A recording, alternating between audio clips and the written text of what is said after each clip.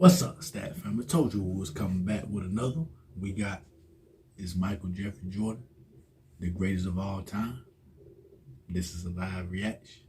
Make sure you hit that like button, hit that sub button, and comment below. Let's get it. This big legendary, this Jeffrey Jordan. Them Tar Heels, them big hills. Come on now, Laney. They up the road up there. Real legend though. For real. Promise you.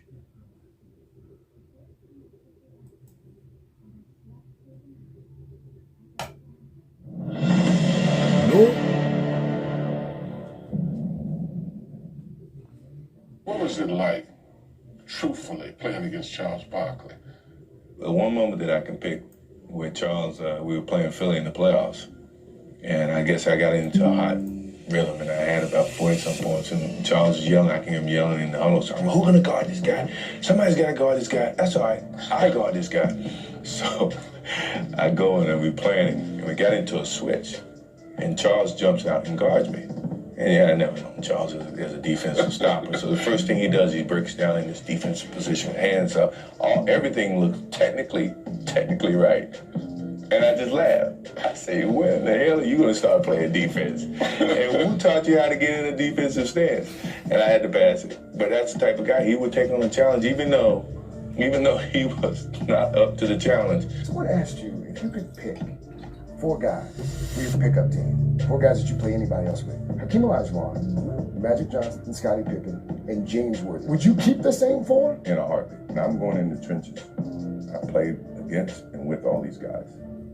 I'm going with who I know every single night. That responsibility to go out there and represent greatness every single night. So Steph Curry shouldn't be offended when he watches. I hope not. He's still a great player. Not a Hall of Fame yet, though. I still remember my principal saying that you probably should go to Air Force Academy because you're guaranteed a job after you graduate. I chose not to take his advice, but once I made that shot, it made me feel like, hey, I made the right choice for Michael Jordan, and this thing is going to turn out to be a positive situation, and I just gained confidence from that point forward. Mm-hmm. Now, you've made a lot of incredible shots. Did you ever feel lucky? Did you ever, like, hit one and just go, whoo-hoo-hoo?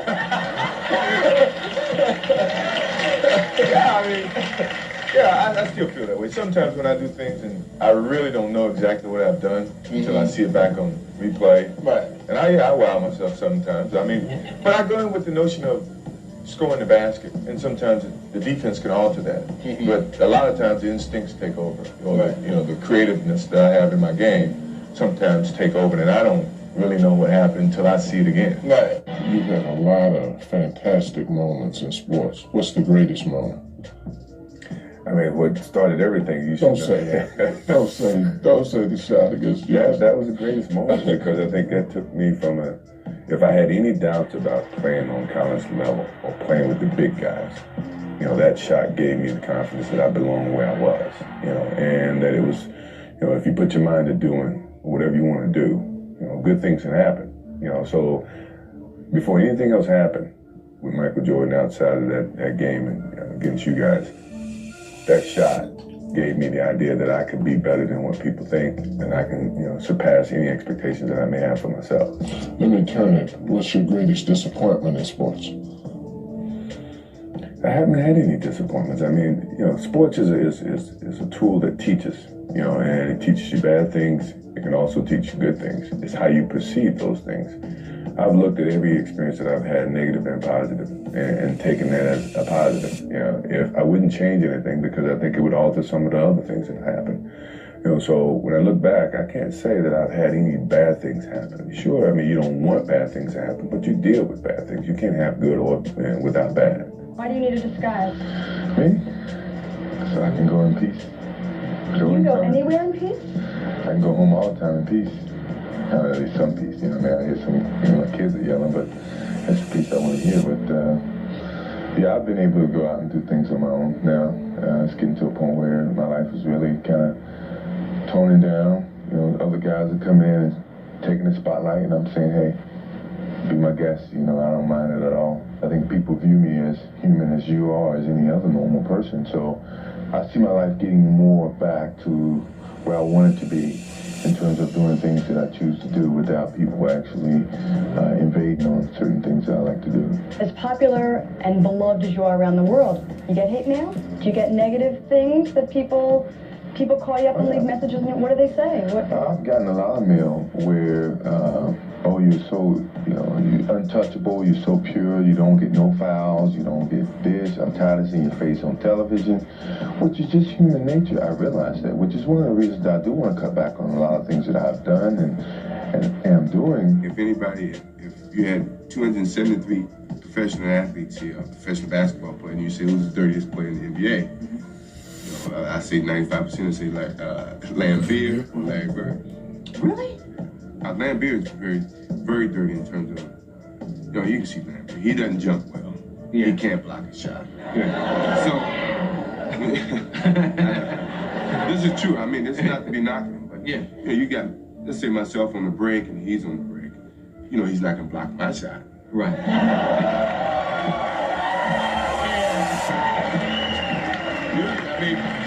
You really think he would? So to see him coming at me with full steam ahead, it's only to knock me over, knock me off balance. Can't block my shot. I already said that. I got Air Jordans on. He's got to do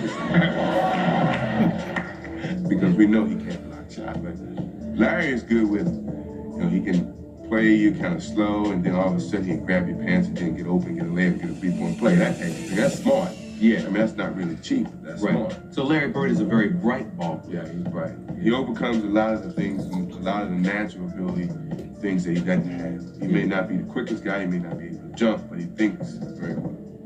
When you look back at your career, particularly in the NBA, when you started off in the NBA, you did a lot of exceptional things yourself individually. And then later on, 96, 98, you guys start really winning championships. Evaluate the difference in the two. Well, I even go back further. You come out of college, you got a lot of gifted talent and some knowledge from your coach, and when you get to the pros, you have to blend that knowledge as well as your individual talent. And you don't know where you stand. I came into the league thinking I was the last on the totem pole. That was my thinking. I didn't come in thinking I was on top.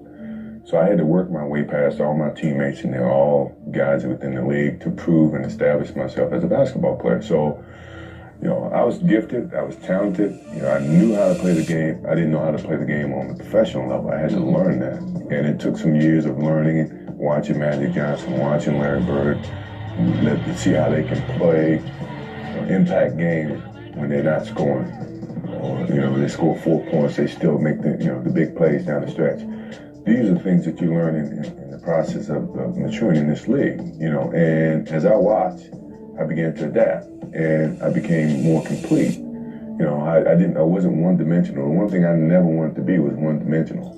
Everyone saw me as just a scorer, one-on-one player, but I knew I was better than that. I came from a great program in North Carolina. Teach you how to do more than just one thing. When I'm hanging out with Charles, I can say whatever I want to Charles. They never won. He's second place finish.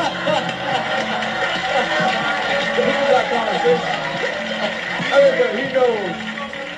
There's a certain rapport that it's not demeaning to Charles. Right. I'm motivating Charles to get on my level. Right, but he can only talk trash up to a certain point. Right. Charles is a great speaker. He's a witty guy, but every time when he gets out of his arena talking about winning, I have to bring him back to reality. Could you play with lessened abilities? Because No. Dr. J is real foremost in your mind, isn't he? I cannot do that. I cannot do that coming off the bench, playing limited minutes, not playing up to what people expect of me. That's all it boils down to. I've set such a standard for myself that if I don't play up to that capability or to that consistency, then everyone's going to say, hey, he's losing his step. It's time for him to move on. Have you lost a step? Maybe. I won't let you know that. If it is, if I consider myself a step slower, then that means I'm going to get down there and work harder and see if I can get that step back. That's the determination of myself. But if I feel that I've lost my step and other players who I used to dominate start to pass me and dominate me, stop me to leave the game because psychologically I can't accept it. Do you have any rituals that you do? Because somebody told me that you, now I don't know if this is true, but somebody told me you have rituals like you wear your old North Carolina shorts under your Bulls shorts. I wear them all the time. I got them on now. Get out of here! It's just a sense of home, North Carolina, and the university. What it meant to me, actually, it gave me an opportunity to be here, to be a lot of places. It unites me with home and the sake of being. And That's memory. great, man. I wear them all the time. Wayne Gretzky has been called the Babe Ruth of hockey. You used to be called the Babe Ruth of basketball, but now more people are saying that so-and-so is the Michael Jordan of whatever sport that is. How does it feel to be on the same plane on a huge scope as Babe Ruth was in baseball? Well, I mean, it's gratifying, without a doubt. I mean, but you're talking about different areas. You're talking about different responsibilities, different challenges. And, you know, at this stage, in this modern day era, it's a privilege, but it's hard to accept because there's a lot of different components when you start comparing eras to eras.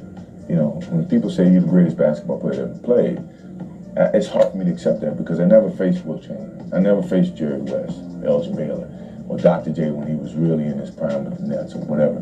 So it's hard to accept that. It's great people are going to say it, and you can say that, but deep down in your heart, you can't really expect yourself to be the greatest of all eras, you know, and I don't consider myself. But it's a great compliment to have. Have you ever met anyone that you felt was as competitive as you are? No. I just feel that, you know, my competitive drive is far greater than anyone else that I've met. You know, I think that I thrive on that. I think that's my biggest motivation in life, you know, is to compete, you know, find different competitions in certain things in life and try to overcome that, you know, be it positive or negative. But I have yet to meet someone who is as competitive as me, you know, and I just feel that much confident about my competitive drive. Let me ask you something, Mike. A lot of kids copy you, and a lot of things that you did were things that people had never seen before. Did you ever practice those things, that creativity, that self-expression that you did, some of those shots you made? No, I never did. I mean, you know, obviously when you're as a kid, you want to count down 5, 4, 3, 2, 1 to make the game-winning shot. Yes, but I mean, in terms of the creativeness, I think you've seen it. You know, it has happened in situations where the defense dictates what your reaction may be. But then once you do it once, you know you have a gifted talent to create. You know, in any other situation, you try to alter, you try to change. But all it was the expansion of Elgin Baylor, Dr. J, all the guys who was creative before you. And I grew up watching them, so the vision was there. It's just the creativity expanded with my talent. What role does ego play in all this? Ego's everything. Ego's a part of determination. If you don't have ego, you can't have a sense of determination to achieve. That's all a part of success. You cannot find a successful person in life who don't have an ego. You know, that's just a part of the whole scenario. How big is your ego? It's big, but it's controllable. I won't let anyone else feel it or sense it or feel threatened by it, because I am very sensitive to other people's thinking of myself and of my personality, of the way that I carry myself. So my ego would never take it to a point where it imposes on other people around me. What motivates me is the unknown. No one knows. You know, they can all speculate, but no one really knows. And you know, when you look at my career from high school all the way up through to the pros, no one knew what Michael Jordan was capable of. You know, and myself, I didn't know. You know, but I didn't let that stop me. You know, and I let that motivate me more so than anything. That as long as it's unknown, that means I have a chance. You know, and that's the way I pursued my whole career. Have you ever gone on the court and been afraid? No, I've never been afraid. I mean, obviously you're nervous, but afraid means you're not confident in your skills. Right. I have total confidence in my skills, so I'm not afraid.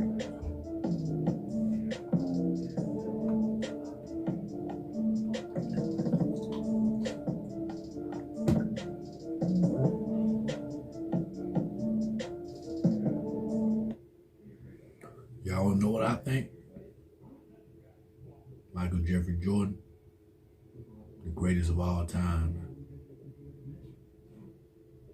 You put on for them legends, man. You really did. You put on for the Elgin Baylors, the Wilt Chamberlains, the Jerry West, the Dr. J's. Come on, the Oscar Robertson. All of them. They know who they is. Real legends, the real legends. You put on for the Wilt Chamberlains, the Bill Russells. Come on now.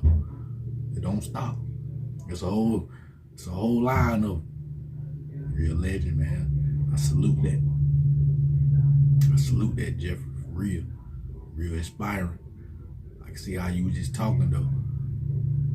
The greatest, man. You just broke it down to the best point that you can break something down on how to do something.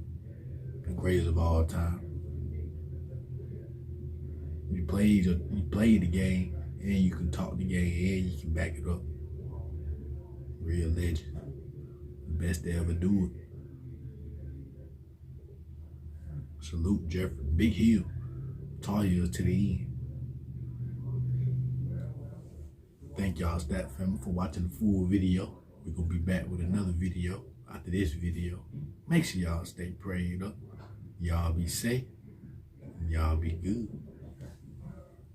You know?